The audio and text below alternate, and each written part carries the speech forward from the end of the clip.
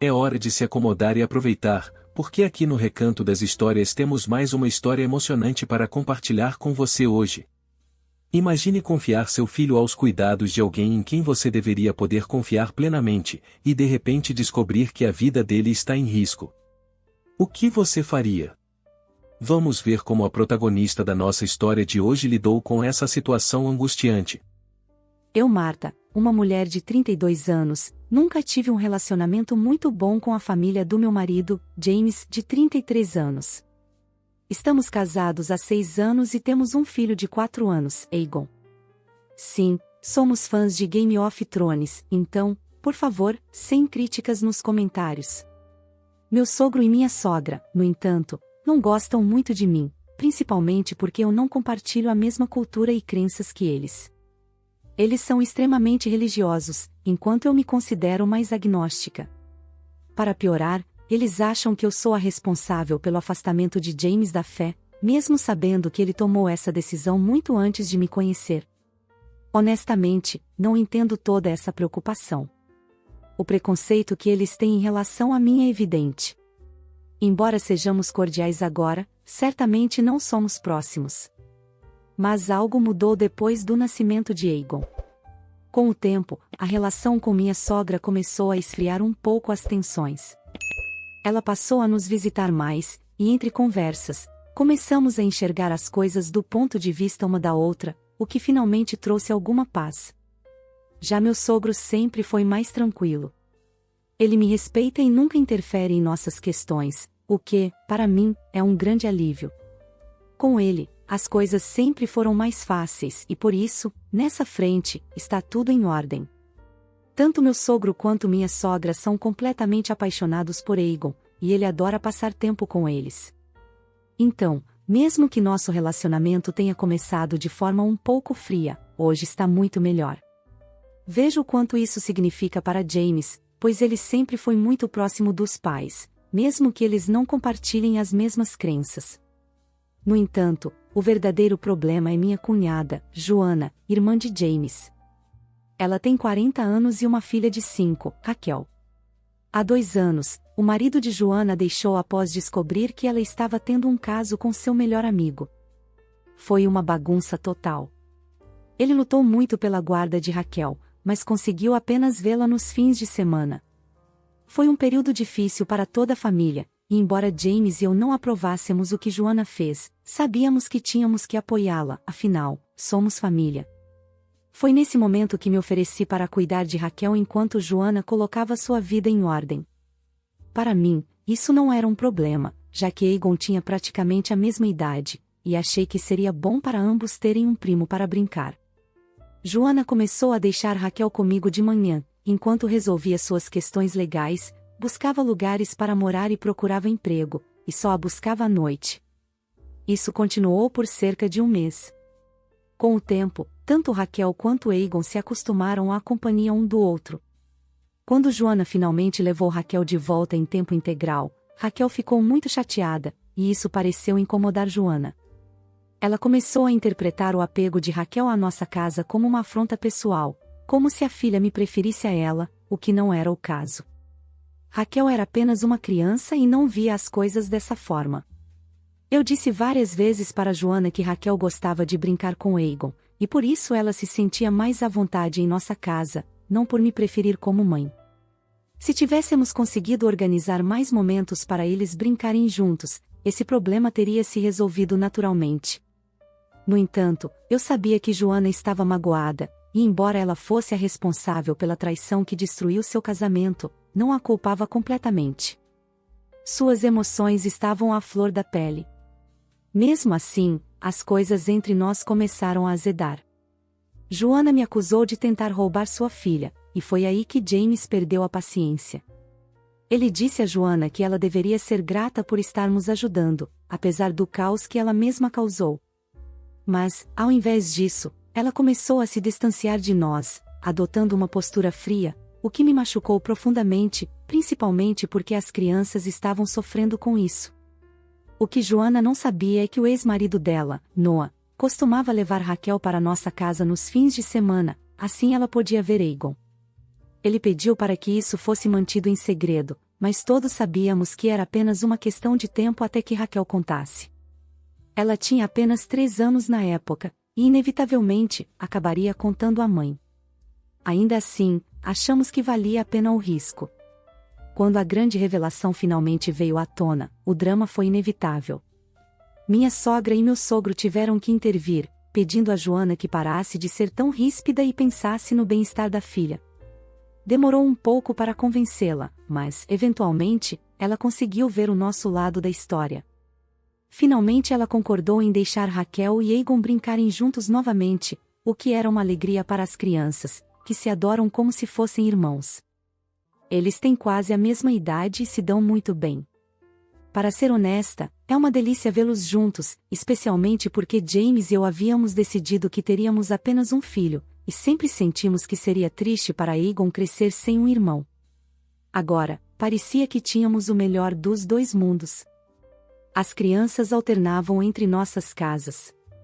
Às vezes, Raquel vinha até nossa casa, e em outras ocasiões, Egon ia para a casa de Joana, ou até mesmo para a casa dos avós. Tudo parecia estar indo bem. Nunca suspeitei que Joana guardava tanto ressentimento contra mim por todos esses anos. Se eu soubesse, teria colocado a segurança de Egon em primeiro lugar. Agora, não consigo parar de pensar que falhei como mãe. Nos últimos 2 anos, as coisas com Joana estavam mais ou menos tranquilas. As crianças se davam bem, e para mim, isso era o mais importante. Mas tudo mudou ontem. James estava fora da cidade a trabalho há uma semana, e em casa éramos apenas eu e Egon. Até meu sogro e minha sogra estavam de férias. De repente, fiquei muito doente há 2 dias. Tive febre e me senti enjoada. Não era nada grave, mas eu estava fraca. Eu ainda me sentia muito fraca, então liguei para uma amiga, que veio me ajudar um pouco. Ontem era o dia de Raquel vir para a nossa casa, mas eu mal tinha energia para cuidar de uma criança, quanto mais de 2. Então, liguei para Joana e pedi para cancelarmos o plano. Expliquei que eu estava muito doente. Para minha surpresa, ela se ofereceu gentilmente para ficar com Egon por um dia, para que eu pudesse descansar e me recuperar. Fiquei extremamente grata e aceitei, aliviada. Raquel e Egon sairiam para se divertir, e eu teria um tempo só para mim, para dormir e me recuperar. Finalizamos o plano. Joana me disse que passaria para pegar Egon, levaria as crianças ao parque de aventura e, depois, eles dormiriam na casa dela. O passeio os deixaria cansados, e eles aproveitariam o dia. Eu, por outro lado, teria a oportunidade de descansar. Fiquei sinceramente agradecida por esse gesto dela, porque raramente Joana era tão gentil comigo. Nunca imaginei que algo poderia dar errado. Acreditei que ela estava sendo solidária com minha situação e minha doença. Ela chegou por volta do meio-dia e levou Egon. Eu pedi que ela me mantivesse informada sobre como as coisas estavam. De vez em quando, Joana me mandava mensagens dizendo que estava tudo bem e que eu não tinha com o que me preocupar. Assim que eles saíram, eu praticamente desabei na cama. Eu ainda estava com febre e precisava dormir. Sabia que Egon estava seguro com a tia, então não tive nenhuma preocupação ou ansiedade para me manter acordada. Não sei ao certo quando adormeci, mas foi rapidamente. No entanto, às 14h05, fui acordada por uma ligação de Raquel. Quando chequei meu telefone, percebi que ela já tinha me ligado uma vez antes, mas eu não ouvi porque estava dormindo. Atendi a ligação, e imediatamente, ouvi Raquel chorando do outro lado da linha. Com a voz trêmula, ela disse: "Mamãe disse que era só uma brincadeira, mas ele não acorda." Meu coração congelou. Desesperada, perguntei o que estava acontecendo, e Raquel me contou que Egon estava coberto de urticária, com o rosto e os olhos inchados. Entrei em pânico. Sem pensar 2 vezes, corri imediatamente para a casa de Joana. Assim que cheguei, peguei Egon em meus braços, e sem sequer olhar para Joana, corri para o pronto-socorro o mais rápido que pude.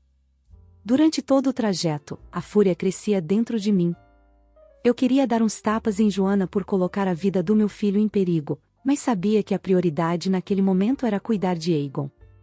Joana teria que esperar. No hospital, os médicos me perguntaram se Aegon tinha alguma alergia que pudesse ter causado essa reação. Imediatamente respondi que ele sempre foi alérgico a nozes, e todos ao seu redor sabiam disso. O médico, então, perguntou se ele poderia ter comido algo contendo nozes por acidente. Expliquei que ele não estava comigo e chamei Joana para explicar. Joana negou que Aegon tivesse comido algo com nozes. O médico olhou para nós de forma estranha e disse que manteria Aegon sob observação por um tempo. Ele precisaria ser monitorado de perto. Foi nesse momento que Raquel começou a chorar, soluçando, e revelou: "Mamãe deu meu sanduíche de manteiga de amendoim para ele, mesmo quando eu disse que ele não podia comer." Senti uma onda de raiva tomar conta de mim. Tudo ficou vermelho na minha cabeça. Sem pensar duas vezes, avancei sobre Joana e a esbofeteei ali mesmo, no hospital, na frente de todos. Ela tentou revidar, mas as enfermeiras rapidamente a contiveram, enquanto o médico corria para socorrer Aegon. Joana tentou puxar Raquel para fora do hospital, mas a menina estava soluçando incontrolavelmente, agarrada às minhas pernas, como se sua vida dependesse disso. Eu me senti tão mal por ela. Sabia que, se Raquel voltasse para casa com a mãe naquele estado, Joana iria destruí-la emocionalmente. Imediatamente, liguei para Noah, o ex-marido de Joana, e disse a ele que Raquel estava segura, mas que ele precisava vir ao hospital. Eu queria que o pai certo estivesse lá para amparar Raquel. Enquanto isso, Joana continuava protestando e tentando causar uma cena, mas as enfermeiras advertiram: se continuasse com aquele comportamento, seria escoltada para fora. Ela finalmente se calou. Quando Noah chegou, Raquel correu para os braços dele, abraçando-o com força. Ele olhou para mim e para Joana, percebendo que algo muito sério havia acontecido. Já fazia algumas horas que estávamos no hospital, e o médico nos informou que Aegon estava bem. A reação alérgica havia sido controlada, mas ele precisaria ser monitorado até o dia seguinte. O médico nos disse que, como família, era nosso dever ser mais cuidadosos com o que Aegon comia, e que ele precisaria ficar sob observação durante a noite. Ele teria alta no dia seguinte.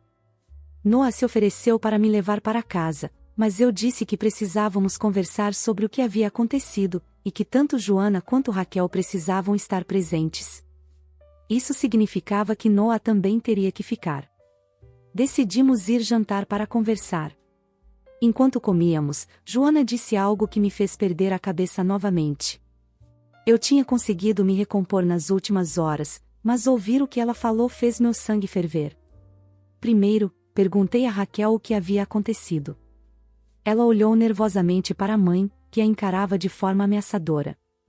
Noah interveio, dizendo que Raquel precisava ser honesta sobre tudo, e que não se preocupasse, pois ele a protegeria. Ela precisava fazer a coisa certa. Mesmo assim, Raquel ainda estava muito nervosa, enquanto Joana tentava causar confusão, dizendo que estávamos intimidando sua filha. Ela insistia que Raquel não suportaria tanta pressão. Eu a mandei se calar e disse para deixar a menina falar, deixando claro que suas táticas de intimidação não funcionariam ali. Após algum tempo, Raquel finalmente nos contou o que havia acontecido. Ela explicou que Joana havia dado dinheiro para eles comprarem sanduíches na lanchonete.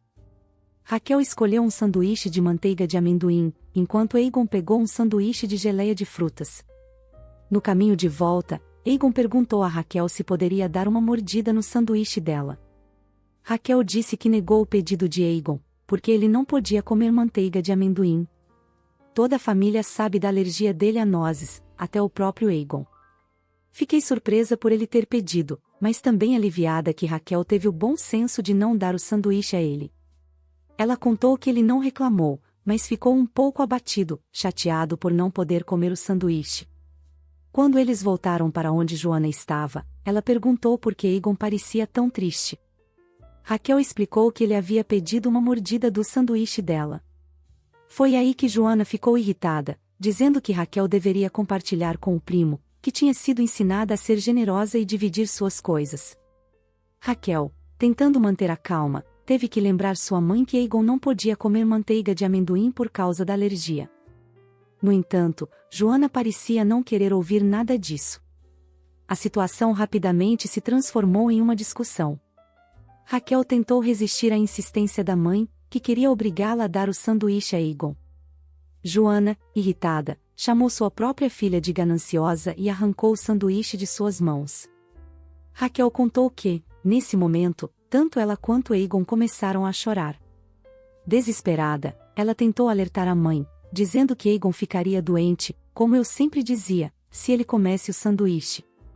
Mas Joana, sem dar importância, disse que era apenas uma brincadeira inofensiva e que nada aconteceria. Apesar das lágrimas de Egon, que também dizia que não queria o sanduíche e só queria voltar para casa, Joana o forçou a comer. Raquel não usou exatamente essas palavras, mas deixou claro que Joana obrigou Egon a comer o sanduíche contra sua vontade. Eu sabia exatamente o que Joana estava fazendo, e levou cada grama da minha força para não atacá-la naquele momento e estrangulá-la ali mesmo. Mas eu não queria fazer isso na frente de Raquel, que já estava completamente esgotada depois de tudo o que havia passado naquele dia. Quando terminou de contar o que aconteceu, Raquel estava em lágrimas novamente. Ela abraçou Noah e disse que queria ir com ele porque, segundo suas palavras, a mamãe me assusta o tempo todo.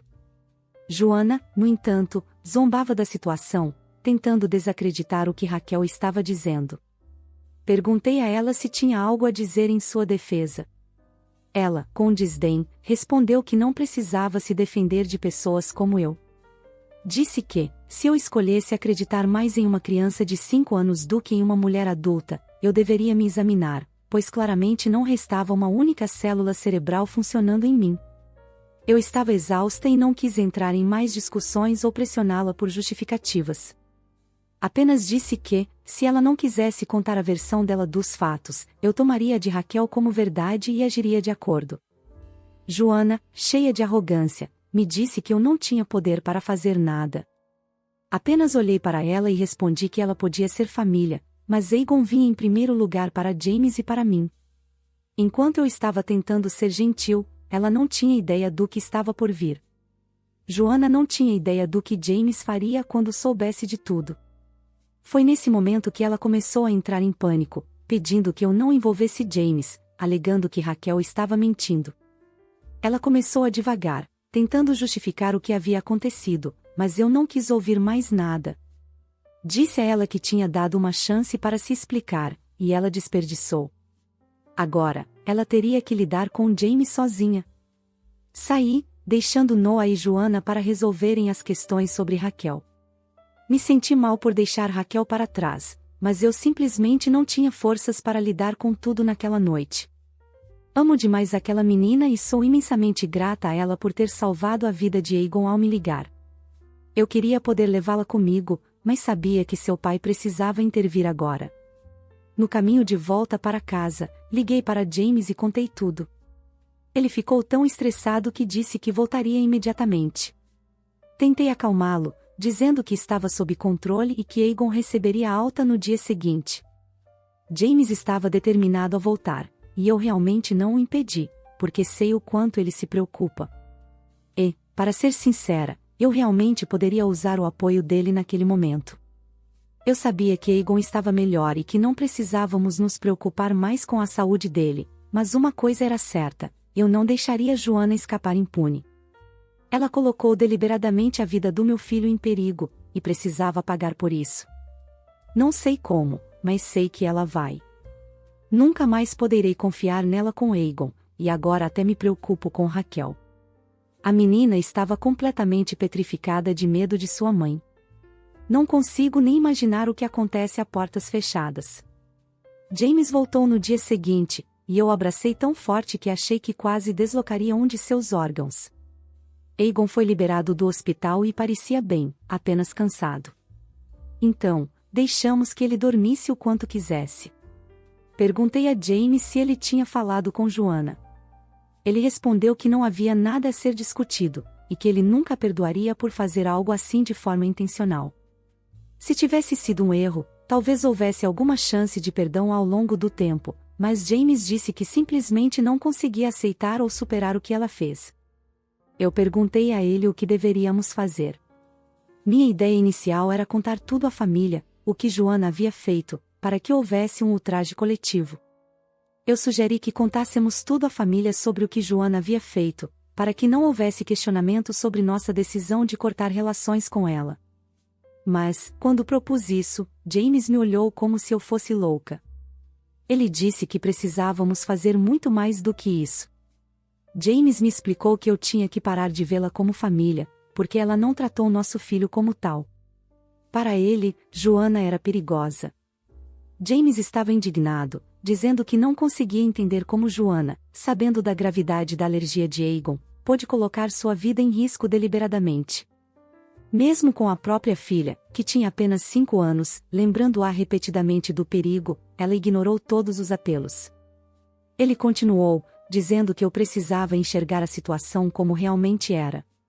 Isso não foi um erro. Foi algo feito por pura maldade e despeito. E só Deus sabe o que mais Joana seria capaz de fazer. Embora eu soubesse que ele estava certo, ouvir essas palavras em voz alta fez tudo parecer mais real e assustador. Eu não queria aceitar o quão fora de controle a situação havia ficado, mas não havia mais nada a ser feito. Joana havia provado ser perigosa, e a única coisa que poderíamos fazer agora era garantir que ela não colocasse mais ninguém em perigo. O mais importante agora era proteger Raquel. James me perguntou onde ela estava, e eu disse que provavelmente não tinha sido levada por Joana naquela noite. Era fim de semana, e ela estava com o pai, o que significava que Raquel teria uns 2 dias longe da mãe, tempo suficiente para Joana se acalmar. Isso daria a Raquel uma folga da ira de sua mãe. James ligou para Noah e perguntou como Raquel estava. Noah disse que ela ainda estava muito abalada desde o incidente e se recusava a voltar para casa com Joana. Foi então que James me disse que era o momento perfeito para ligar para o CPS, Serviços de Proteção à Criança, e denunciá-la. Nenhuma criança deveria viver com medo de seus próprios pais. Por um momento, me perguntei se Raquel estava com medo porque, talvez, a versão dela da história não fosse completamente verdadeira. Ela tinha apenas 5 anos, e poderia haver uma possibilidade de que os sanduíches tivessem sido trocados por acidente, e ela, com medo de ser repreendida, culpasse Joana. Pensei também que Joana poderia estar colaborando, querendo evitar que as brincadeiras entre Aegon e Raquel parassem por causa de um erro inocente. Esse pensamento continuava martelando na minha cabeça, mesmo sabendo que seria muito improvável que uma criança tão pequena mentisse com tantos detalhes. No entanto, eu simplesmente não conseguia acreditar que, mesmo sabendo da alergia grave de Aegon, Joana teria alimentado ele deliberadamente com aquele sanduíche, apesar de ser avisada inúmeras vezes. Parecia algo completamente insano, e ela nunca havia se comportado assim antes. Decidi ligar para Noah novamente e perguntei se Joana havia admitido algo. Ele me disse que ela desabou e confessou tudo para ele. Noah havia gravado secretamente a conversa, mas a qualidade estava muito ruim para entender completamente. Pedimos a ele que nos enviasse a gravação, e, quando a ouvimos com atenção, pudemos escutar claramente Joana admitindo tudo. Ela dizia que não sabia por que fez isso, mas também não parecia arrependida na gravação. Noah perguntou por que ela mesma não levou Aegon ao pronto-socorro, e Joana respondeu que não tinha como pagar a conta do hospital. Ele disse a ela que deveria ser grata a Raquel por ter me ligado, porque, se não fosse por isso, Aegon teria morrido. Na gravação, Joana soluçava repetidamente, pedindo desculpas, mas, por mais que eu ouvisse, não senti um pingo de simpatia por ela. Foi então que o estresse do dia finalmente me atingiu. Percebi que, em meio ao caos, eu havia quase esquecido a gravidade da situação.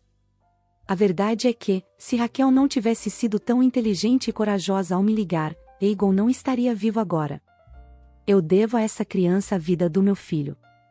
Eu sabia que precisava fazer tudo ao meu alcance para manter Raquel longe daquela mãe tóxica.